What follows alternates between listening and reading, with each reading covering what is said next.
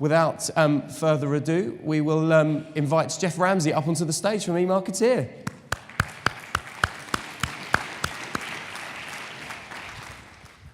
Oh boy, I'll tell you right off the bat, I have never launched a rocket, and I have no plans to establish a permanent mission to Mars. So let me just get that out of the way. I once had to follow an act by Cirque du Soleil, but this takes the cake. I mean, come on. So we're going to talk about mobile marketing, and so I'm still wrapping my head around going to Mars. I'm thinking about it. So what we're going to do today is a quick roundup of some of the numbers that relate to mobile on the consumer side and the marketer side, kind of a mobile global landscape, if you will. And just to kind of put a point on it, this is where we are right here. It's looking at using your mobile phone as a location device and what kind of marketing opportunities might arise from that. So let's get right into it. If we look at the big picture in terms of the globe, there's 7 billion plus people, 4.4 billion of which have any kind of phone, or 61% of the entire world's population. What's important, of course, is almost 2 billion people with smartphones on the planet. That equates to about 1 out of every 4 people on the planet. But then if you look at as a percent of mobile users on a global basis, it's 42%. That, of course, is on a global scale. If we look at some other markets, of course, the US, UK well ahead. Germany, France, Italy are number 2 there, or kind of in the second tier. That's followed by China, which may not look like a big number at 51%, but that's 500 million people and 1/3 almost of the entire world's smartphone users, so watch out for China. And speaking of 1/3, mobile is now 1/3 of global web traffic and 1/3 of search inquiries. And by the way, if you're trying to keep up with all of this, don't even bother. If you would like the expanded version of this deck, I'll be happy to share it with you later. If we look at media time spent, let's just look at the UK as one example. What you find is that the television still reigns supreme in terms of time spent, at about 3 hours and 12 minutes in front of the telly. That, however, has been eclipsed by digital. If you add up all of the digital devices at 4 hours and 39 minutes, if you dissect that, you find that now mobile devices, smartphones and tablets, are now taking up more time than the desktop and laptop, or than your desktop and laptop. And so mobile is now the number 2 medium after television in terms of time spent in the UK. It's the same in the US. It's number 2, and Canada is the same kind of thing, and we're seeing this across Western Europe. Mobile is becoming the number 2 medium. In the US, consumer attitudes towards location-based marketing efforts, we've seen a number of surveys and studies. I just have a couple of here. And you see about 50% of people say they like or they're tolerant of advertisers using their location to serve up personalized messages. But here's the crux of it. I love this study that just came up from IBM and eConsultancy. Do you feel comfortable about a company having location and time data about you? If it's asked generically of any company, the response is 38% feeling comfortable. And if it's asked specifically about one of your favorite or trusted company, a trusted brand as an example, it shoots up to 72%, and I think that's the core of it. Now let's switch sides from the consumer to the marketer and just take a quick look at how marketers are keeping up with mobile. We'll start with the advertising dollars. What we find is, looking ahead to the year 2016, our forecasters have rolled it up and look at, on a worldwide basis, that mobile by the end of next year will be a little over 50% or over half of all web advertising dollars, or digital ad spending, I should say. And where we see Italy and France is on the lower tier of this. This is just a selected number of countries here. Canada, the UK, and Germany are just under 50%. And then we see China and the United States right up at the top there. So watch for that, and watch for the growth. If you look at total media across all of the entire planet, total media outdoor, television, radio, internet, everything all together. It's looking to grow this year in 2015 at about almost 6%.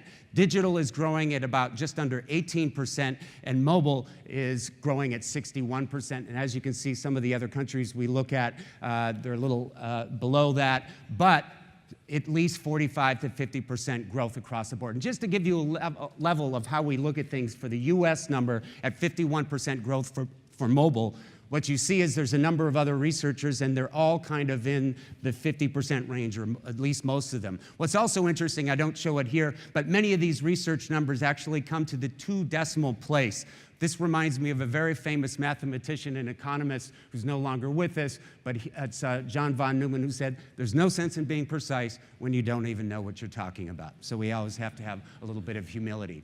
So looking also on a global basis, mobile is high in the spending priority list. It's number 2 to social media, according to this study from the Economist Intelligence Unit. And then if we look at the B2B area, if anybody's in that, it is number 3 and 4, mobile apps and location-based mobile tracking in terms of importance. And then if we look at ahead to 2018, mobile will be 2/3 of the digital ad spending pie. So it's growing fast. Desktop will be relegated to 34%. In terms of marketer use of mobile location targeting, based on a couple of studies we've looked at, it's relatively low at about 11 to 18% of marketers doing it. But we do see a lot of data that suggests that real-time location targeting improves campaign performance. And 2/3 of global marketers, according to Salesforce Marketing Cloud, say they plan to increase their location-based mobile tracking. And it was number 4 on their list of investments where they're planning to increase. Don't miss this. In the epic battle for mobile supremacy, there are 2 big players that you need to pay attention to. That is Google and Facebook, which together comprise over 50% of the entire global mobile advertising market. And it's all about the data that they're collecting. And in fact, as media fragmentation continues and we have more and more devices that we're walking around, whether it's on Earth or on Mars, we will have an increasing number of devices that are following us around, and it is so much about the data that these devices are collecting. It's not so much about the tiny screens, it's the data, including the location data, that makes it all worthwhile for marketers to take advantage of that. As Tim of Apple said, it's not with you, it's on you. And with that, we're going to bring up our panel members. If you guys could come up. These are a wonderful group of people. We have Ben Jankowski, who is the head of global media at MasterCard. We have Gerry Delangelo, who is the European media director at Mondeléz. And then we have Khurram Hamid, who is the Senior Director, Group Head of Digital at GSK. And finally, Ross Webster, who is MD International at the Weather Channel. I'm going to sit in the middle here, and we're going to begin our discussion about mobile and where it's all going. So we're going to start with what I like to call a round robin, where you have to answer this question in 1 sentence. And I'm not looking for run-on sentences that, have ellipses and just keep going and going. So try to keep it to 1 reasonably long sentence. And we'll start with you, Khurram. How mobile is your company today? I think if you're a consumer-first company, then you're a mobile-first company. How good are we at mobile? We're okay. We're getting better. But we're a consumer-first company, and we need to be mobile-first. All right. Ross? So pretty much outside the US, we're exclusively mobile. That makes sense just because weather is about local and mobile is about local. So they are synonymous. So therefore we have about 170 million downloads of our app and focus pretty much exclusively on mobile outside the US. Do you cover weather on Mars? No, I'm just kidding. I'm sorry, I couldn't resist that. Don't get me started. My head is still spinning there. Ben. If I were giving you a MasterCard. sentence, as much, we do some really, really cool things, but those numbers scare the hell out of me. So I feel like we're on the right path, but I always feel like we're sort of, it's a journey, and we're constantly trying to move forward.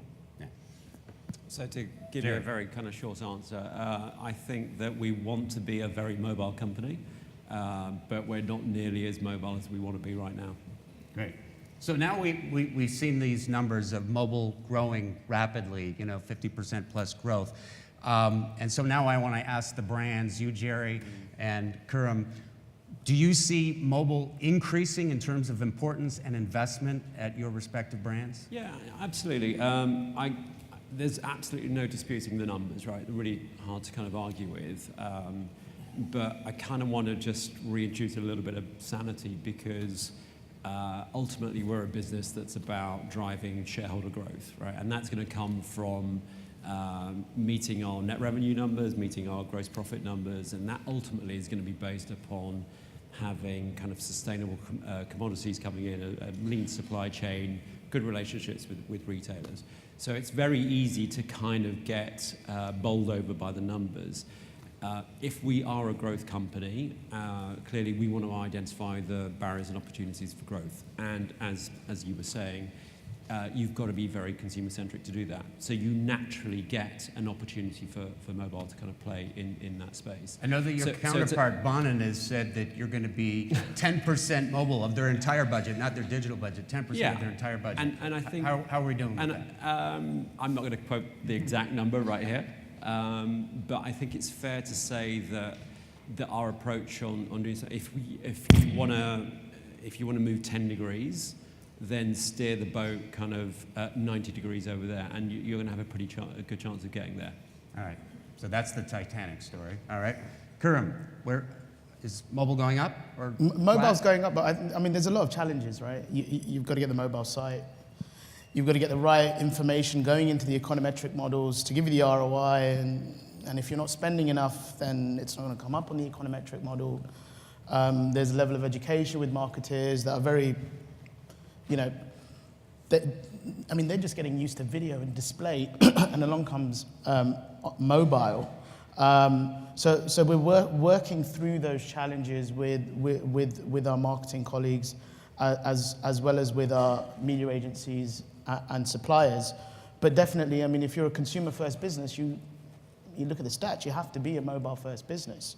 But it's a journey, and there's a lot of things that need to change internally, as well as within the supplier base to really get there. And it's not like switching on a light and all of a sudden you're a mobile-first business.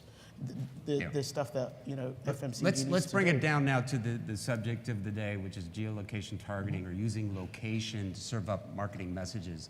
Ross, you're with the Weather Channel. Talk to us about what are the most exciting opportunities there, and what are some of the challenges that have been holding it back? So we're in quite a lucky position because a lot of media owners will have the opportunity around geolocation. And there are some obstacles there around privacy, which we've seen just up there. And to be honest, when I downloaded the Festival of Media app, I like the guys who run it, but I didn't quite see where the value of knowing my location and then tracking my location when I left the app. I couldn't see where I was getting that value. Yeah. I saw that you were in the bar very late last night. yeah. I like Charlie, but and then there's the scale issue, and then there's the issue around accuracy of data. So we're in a bit of a different space because we do forecasts for about 32 billion locations worldwide, and we're also a data company. So we've been working with companies for years to help them run their demand, help them run their business to gain value and leverage what changes in weather. So we're taking that to the advertising market. So what we do, for companies, even like GSK, where if pollen is high, we can run an ad for pollen in that particular location. Because people have to opt in. For us, we're a trusted brand, but for the weather, you need to know what the weather is like here right now. So outside, I can tell you it's 25 degrees and sunny by the pool, but I think so we've done stuff with Pantene, which won an Effie last year around effectiveness, which basically hair apparently is affected by weather, and they have different brands based on the effect. So whether if it's windy, if it's dry, if it's sunny, we worked with Pantene to make sure that they were running the right ad at the right location at the right time to actually drive the right brand to the consumer. Yeah. I've noticed the weather doesn't affect my hair at all. Yeah. That's because I don't have any. So, Ben, talk to me about the opportunities and some of the challenges, and if you agree or disagree with. No, I mean, for us, it's a little bit simpler because it's in our business, it's directly related to payment systems. So if I know that you are at a restaurant, I can blast you a message that says use your card, and you can get certain benefits. So for us, and we do 4 things with mobile and geo-based locations. Is one of it, and to be fair, it's probably a pretty small part of it, is it's easier to find people and give them a message. It's good for us to reach consumers.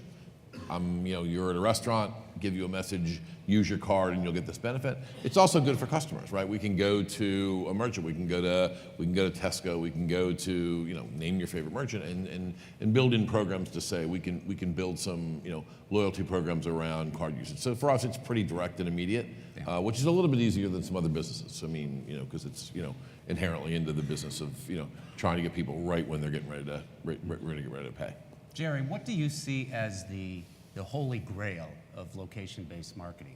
Well, I think it's quite interesting when you talk about location, because when you talk to marketers internally, and you showed some of the slides and some of the data that you showed, it kind of frightens them a little bit. It's like, okay, you've now got to move your very kind of established kind of factory line production of making television commercials, and you've now got to put them on smaller screens, and maybe the audio is not going to run, and it's going to be in different contexts.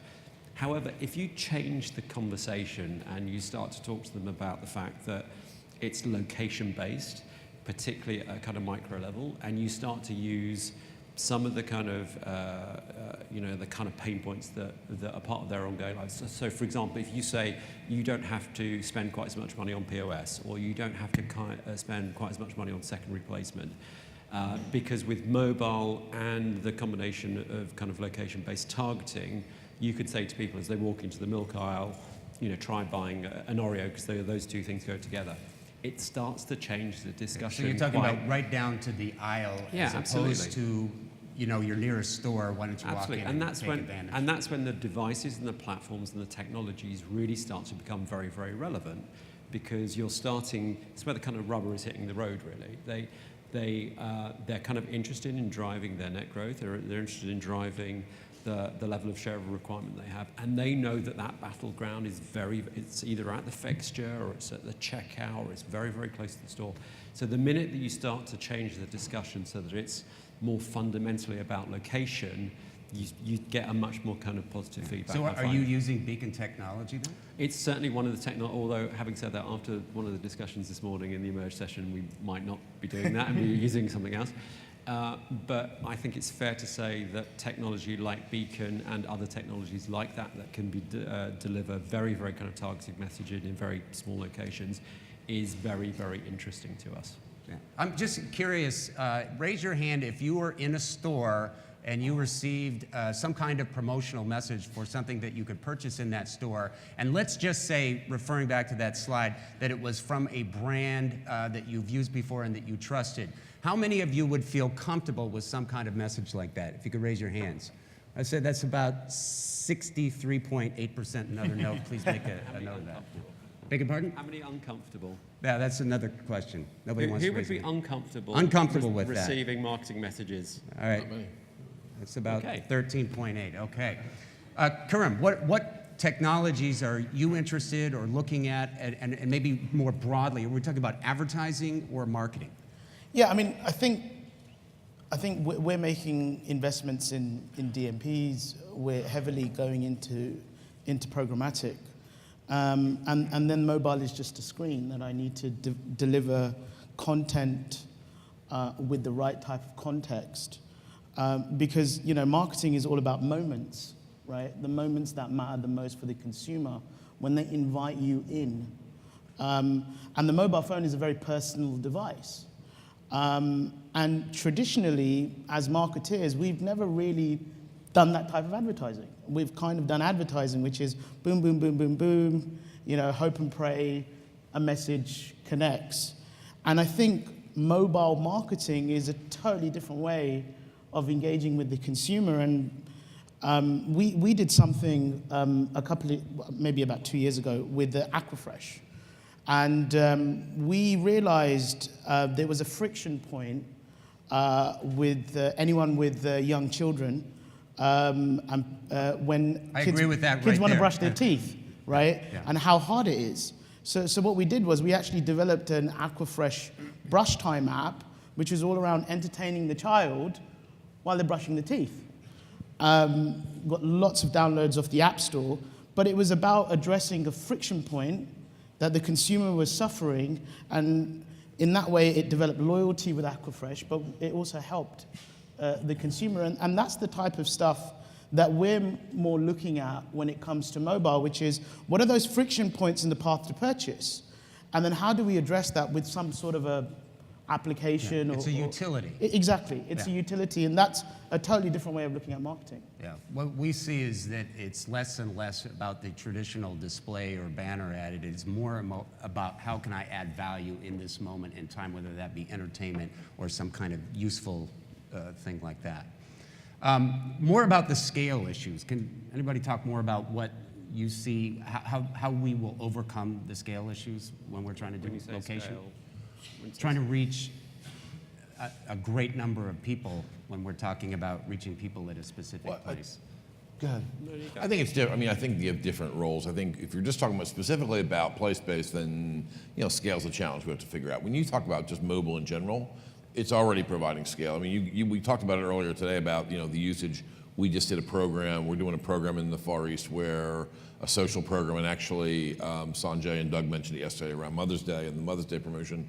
99% of those video views in India, which is a pretty well-developed mobile market, were on mobile phone as opposed to, so you're getting scale. You're not getting scale, place-based is a scale, and that's going to have to happen over time. But I mean, mobile's providing scale at the social level today, because that's where, and one of the things when we look at where we're spending our money, it gets a little bit hard to kind of fit the puzzle together when we talk about Facebook and the social media, that is Facebook and Twitter and and Weibo and all those great things that we use. I mean, they don't traditionally think of those as mobile spend, but they are actually, in our case in India, 99% of that money is going against mobile. So you have to kind of figure that out. Yeah. So we're getting scale in mobile today through using mobile as a social launch pad, if you will.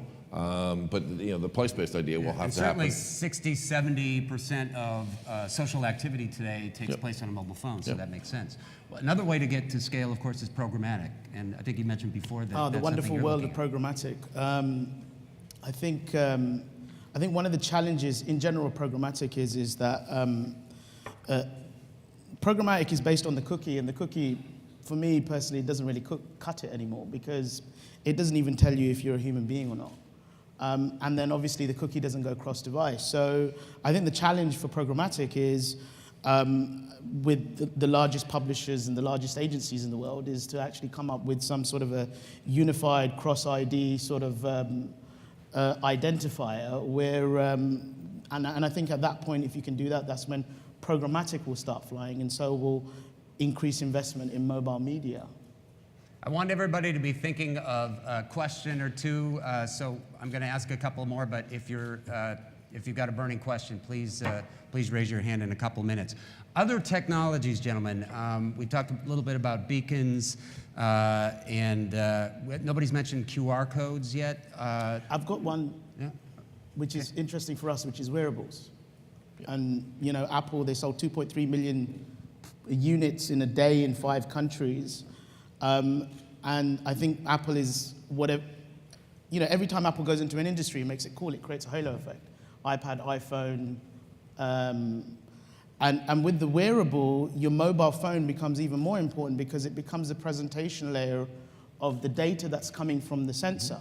Now, from a healthcare company, that's extremely interesting, because it's data where traditionally that data you would get when you would actually go to the doctor because you have a problem. All of a sudden, you now have that data in front of you, so you can start to actually look at cause and effects of different types of behaviors that you have, and you can mitigate them with you potentially even not taking any medicine. So GSK are actively looking at this space because we believe that it can help us develop better products and also understand the consumer much better. It's an emerging area, and I think over the next 5 years is going to be very big. Yeah, a little bit more selfishly, and a little bit less, in for the betterment of mankind. We're actually doing a lot of work in the wearable space for payment technology. We've invested in things getting down to, your EKG is one of the leading indicators, one of the unique indicators. It's like your fingerprint or your voice. We've invested in technology where you can actually tell from wearing a bracelet, it's, this is Ben, he's here at the store, and you can just literally walk by with your bracelet. So, I mean, again, anything in any way to drive, personal identification.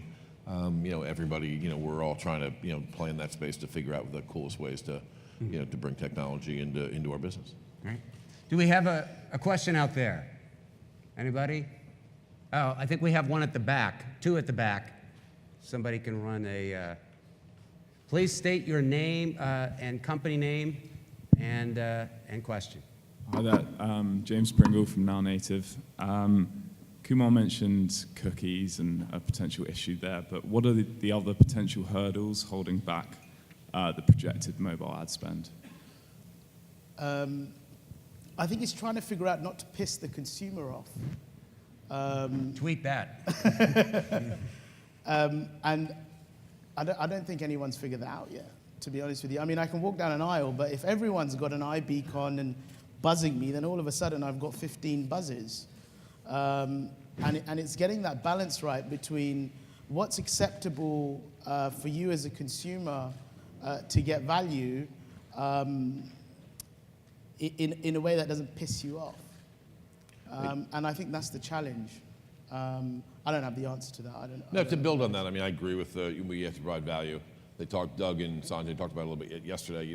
Brands have to enable and empower consumers today, not just rely on them to trust them. The other thing for us is safety and security. We need, we're a secure business, and our customers' data is, paramount to anything that we do. So sometimes we're a little bit slower than we want to be because we got to figure out a secure experience. And I'm getting the time's up thing, which I'll have to do a very clumsy segue, which is I hope you've all been feeling safe and secure, and that we're providing value and that you've gotten something out of that. So please join me in thanking Ben, Gerry, Khurram, and Ross for this engaging session.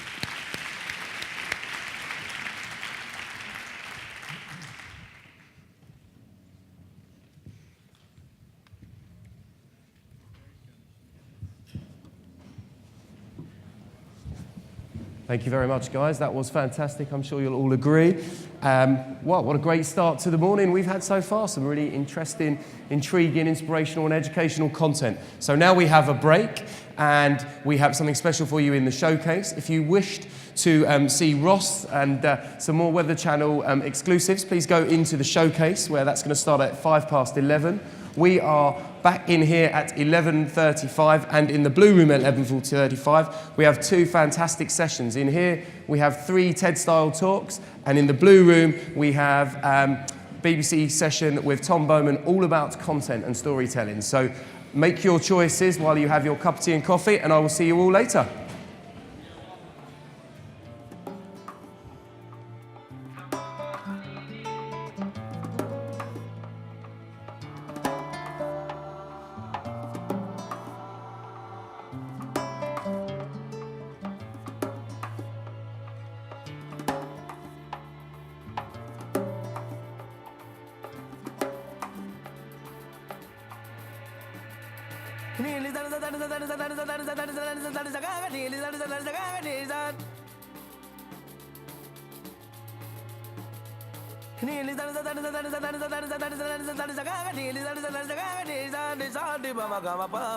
Sagade